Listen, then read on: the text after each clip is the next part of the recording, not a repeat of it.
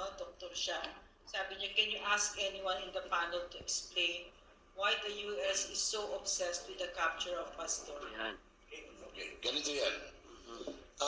There are many reasons. One of them is, number one, matagal na ito at hindi alam ito ng maraming taga Luzon. Nung nagkaroon ng mga pagsabog dito sa Davao, Sasawar, Airport, Cathedral, no, maraming sumabog dahil napaka-efficient po ng Davao's finest. Ito yung police ng Davao. They were able to trace hanggang sa mahuli nila yung pong nagpasabog, yung gumagawa ng mga bomba. It happens na siya po ay isang puti. Markano baga, no? Nahuli ito sa isang hotel at talagang pinahuli ito ni Mayor Duterte. Hindi matanggap-tanggap ng Amerika na yung kanilang operator ng kaguluhan sa mundo ay nahuli sa isang hamak na munisipyo ng Davao. Ang nangyari po, dinukot nila. Itinakas nila ito, ninakaw nila mula sa custody ng gobyerno ng Pilipinas. Yun ang unang-unang na insulto sila. Na, imagine mo,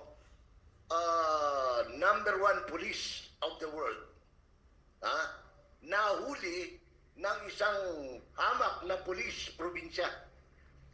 So yun ang una. Pangalawa, hanggang ngayon masama ang loob ng Amerika na yung kanilang presidente, namura ng presidente ng Pilipinas in the person of Mayor Rodrigo Duterte. Kasi wala pang nagagawa ng ganyan. Pero, it send a very strong signal na you don't bullshit sovereign presidents of sovereign countries. So kaya nagkaroon ng dignidad yung mga presidente, lalo na ng Association of Southeast Asian Nations. That is why Duterte became the rockstar player from the Southeast Asian region. Oo. Ngayon, hindi nila mabuli si Duterte. Ang ginawa nila, inipit nila ngayon yung best friend ni Duterte sa Hawaii. On the pretext of, marami ng mga kaso-kaso. Yun, pwede naman natin i-discuss dito dahil hindi naman kaso sa Pilipinas yun eh. Hanggang sa pinatungan ng kung ano-anong kaso sa Amerika na hanggang ngayon ay hindi umuusad yung karamihan na dismiss pa. So yan ang mga rason kung bakit nanggagalaiti ang Amerika. Pang-apat na yata. Hindi matanggap ng Amerika na ang mga Pilipino tele-evangelists in the mold of Apollo C. Kibuloy maging successful sa kanilang evangelization sa Amerika. At dahil yung kanilang evangelization kuno sa Amerika ay hanap buhay nila, at yan din ay malaking contributor doon sa tinatawag nilang National Endowment something na ek-ek ng CIA. Kaya sila galit. Dahil yung racket nila napasukan ng Pilipino ng katinuan. Ng totoong pagbabalik loob sa Panginoon. Yun ang hindi nila matanggap. No? Isipin mo, a tele-evangelist from a third world country became successful, able to really evangelize, no? Spread the words of the Lord, no? In its truest form. Hindi nila matanggap yan kahit lilingon sila. Primero, lilingon nila, teka muna, pumasok si Manalo. Sumunod, pumasok si Soriano. Abay, mas matindi itong isa. Nagdoble, nagtriple, nag-sevenfolds. Yung membership ng KOJC. Pagkatapos, sa yaman nila, na-insulto sila sapagkat ang isang Filipino tele-evangelist and the organization called Kingdom of Jesus Christ nakapagpakain pa ng mga naghihirap na Amerikano. na hindi maasikaso ng tinamaan ng Buenos na Amerika. No? Oh. Yan ho ang mga dahilan kung bakit atat na atat, asar na asar, bangag na bangag ang Amerika kay Pastor Apollo Quiboloy at kay Rodrigo Duterte. Nagsimula nung mabisto yung kalokohan nila, yung palang mga kaguluhan sa mundo, sila palang may gawa.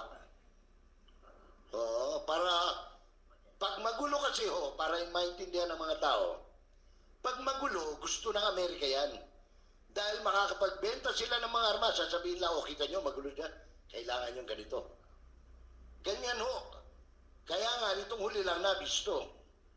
Kasi sinasabi nila, bibigyan namin kayo ng 500 million na aid, yung pala pambili ng armas. Sa kanila din Ang magagamit. problema, hindi rin magkatotoo, kasi nga, kunyan, kumbaga sa OPM. Ang binabanggit kasi ni Sir Jay, historical yon. Ang Al-Qaeda per se, ang pinagmulan po niyan, Amerika ang nagtayo niyan. Even ang Abu Sayyaf. Ginagamit sila sa proxy war. Kung saan ang Russia may interest, papasukan nila yan, maglalagay sila ng mga hukbo. Sila mag-train, sila magpinas, pag hindi na nila makontrol, dudurugin nila. Kunwari sila ang nagsalba. Kaya yung mga malalaking teroristang pumapasok sa Pilipinas, nanggagaling din yan sa network ng Amerika. Kaya yung kaguluhan na binabanggit ni Sir Jay, bakit may tagagawa ng bomba ang CIA sa Mindanao na nakabase sa Davao? Sapagkat Davao is a political and economic center that can create a trigger momentum doon sa kaguluhan na pwede silang pumasok. Kaya nandito po mga malalaking taga-bomba ng Al-Qaeda at ng mga Jemaah Islamiyah, yung GI. Yung pagkauhaw nila ng mga pulis noon sa panahon ni Pinoy sa $12 million na reward na na-put up sa mga rogue forces ng Jemaah Islamiyah, yan din po ang history na binabanggit ni Sir Jay. At alam ni Rodrigo Duterte yan, kaya nilabanan niya ng Pilipinas ay huwag gawing laboratorio ng premeditated and planned terrorism campaign ng Amerika na sila din ang may pakana sa kanilang negosyo sa war industrial complex. Si Pastor nadamay po dyan sapagkat sa kanyang close association kay Rodrigo Kasi Duterte. gusto ng Amerika lumuhod si Digong. Yun talaga yun. Akala nila by means of pangkikipit kay Pastor Quiboloy, Compromise niya. luluhod si Duterte. Ang alam ko si Duterte hindi lumuluhod kahit sa babae. Tapos sa kanila pa. Di ba? Ang cases ang America against Pastor, kasi gusto natin sagutin bakit atat na atat ba't obsessed ang Amerika kay Pastor. So, dahil sa racism nila, hindi nila kalain na ang Pilipino ay pwedeng ganun ka-successful sa Amerika. At saka, nakakakuha siya ng tax-free, na mga tithes. So, dahil doon, nag-file sila ng trumped-up charges against Pastor kasi akala nila titiklop kasi Pilipino. Hindi nila akalain lalaban pala si Pastor, tapos maganda yung legal team niya, may laban sila, tapos yung mga witnesses nila, kasi nga puro kasinungalingan, madali lang ito panalunin. But that was years ago. Inurong ng Amerika yung court hearing. Pero this year, hindi na nila mauurong. November yata. November. Doktora, no? Yes, November. Naurong na naman 2025. Naurong na naman. May 2025. May. Okay. So, sino ang nag-urong? Si Pastor? Ang prosecution niya. Amerika na naman. Never nagpaurong si Pastor. Laging Amerika ang nag-urong ng kaso. Kasi si Pastor is eager to face everybody in court. Kasi nga puro kasinungalingan yan.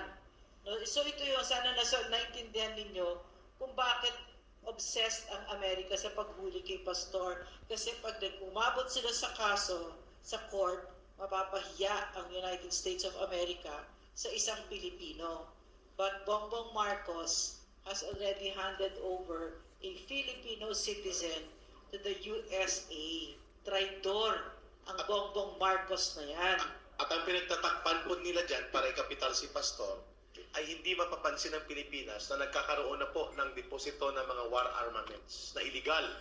Nuclear ang iba dito sa ating bansa sa loob lamang ng 2 taon ni Marcos Jr. No inspection, no transparent report, and no updates. At mahigpit na pinagbabawal ng konstitusyon. Yes, bawal yon.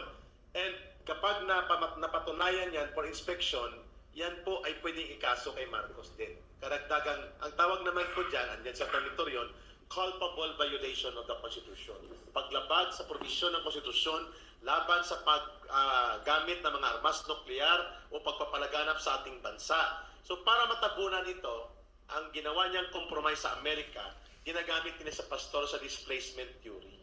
Lahat isasisi kay pastor as if pastor is the creator of all problems na dulot ng kanyang kabulukan sa mga desisyon ng kanyang pamahalaan.